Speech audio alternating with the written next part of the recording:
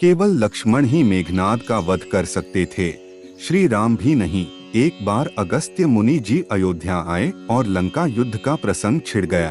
भगवान श्री राम ने बताया कि उन्होंने कैसे रावण और कुंभकर्ण जैसे प्रचंड वीरों का वध किया और लक्ष्मण ने भी इंद्रजीत और अतिकाय जैसे शक्तिशाली असुरों को मारा। अगस्त्य मुनि बोले, श्री राम बेशक रावण और कुंभकर्ण प्रचंड वीर थे, लेकिन सबसे बड़ा वीर तो मेघनाद ही था। उसने अंतरिक्ष में स्थित होकर इंद्र से युद्ध किया था और बांधकर लंका ले आया था। ब्रह्मा ने इंद्रजीत से दान के रूप में इंद्र को मांगा, तब इंद्र मुक्त हुए थे।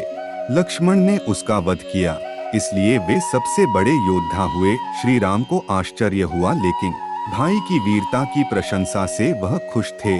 फिर भी उनके मन में जिज्ञासा पैदा हुई कि आखिर अगस्त्य मुनि ऐसा क्यों कह रहे हैं कि इंद्रजीत का वध रावण से ज्यादा मुश्किल था। अगस्त्य मुनि ने कहा, प्रभु इंद्रजीत को वरदान था कि उसका वध वही कर सकता था जो 1. 14 वर्षों तक न सोया हो, 2. जिसने 14 साल तक किसी स्त्री का मुख न देखा हो, और 3. 14 साल तक भोजन न किया हो। श्री राम बोले, परंतु मैं वनवास काल में 14 वर्षों तक नियमित रूप से लक्ष्मण के हिस्से का फल फूल देता रहा। मैं सीता के साथ एक कुटी में रहता था, बगल की कुटी में लक्ष्मण थे। फिर सीता का मुख भी न देखा हो और 14 वर्षों तक सोए न हो, ऐसा कैसे संभव है। अगस्त्य मुनि सारी बात समझकर मुस्कुराए, प्रभु से कुछ छुपा है भला।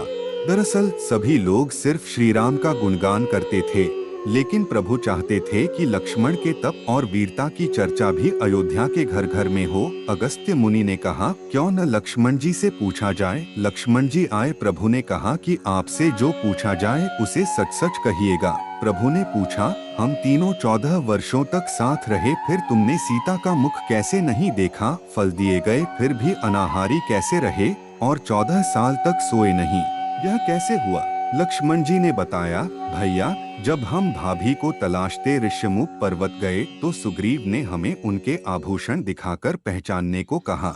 आपको स्मरण होगा, मैं तो सिवाय उनके पैरों के नुपुर के कोई आभूषण नहीं पहचान पाया था, क्योंकि मैंने कभी भी उनके चरणों के ऊपर देखा ही नहीं। 14 वर्ष नहीं सोने के बारे में सुनिए। आप और माता एक कुटिया में सोते थे। मैं रात भर बाहर धनुष पर बाण चढ़ाए पहरेदारी में खड़ा रहता था। निद्रा ने मेरी आंखों पर कब्जा करने की कोशिश की तो मैंने निद्रा को अपने बाणों से बेध दिया था। निद्रा ने हारकर स्वीकार किया कि वह 14 साल तक मुझे स्पर्श नहीं करेगी, लेकिन जब श्री राम का अयोध्या में राज्याभिषेक हो रहा होगा और मैं उनके पीछे सेवक की तरह छत्र लिए खड़ा रहूंगा, तब वह मुझे घेरेगी। आपको याद होगा, राज्याभिषेक के समय मेरे हाथ से छत्र गिर गया था। अब मैं 14 साल तक अनाहारी कैसे रहा। मैं जो फल फूल लाता था आप उसके 3 भाग करते थे। एक भाग देकर आप मुझसे कहते थे, लक्ष्मण फल रख लो। आपने कभी फल खाने को नहीं कहा, फिर बिना आपकी आज्ञा के मैं उसे खाता कैसे। मैंने उन्हें संभाल कर रख दिया। सभी फल उसी कुटिया में अभी भी रखे होंगे। प्रभु के आदेश पर लक्ष्मण जी चित्रकूट की कुटिया में से वे सारे फलों की टोकरी लेकर आए और दरबार में रख दिया। फलों की गिनती हुई, 7 दिन के हिस्से के फल नहीं थे। प्रभु ने कहा, इसका अर्थ है कि तुमने 7 दिन तो आहार लिया था। लक्ष्मण जी ने 7 फल कम होने के बारे बताया।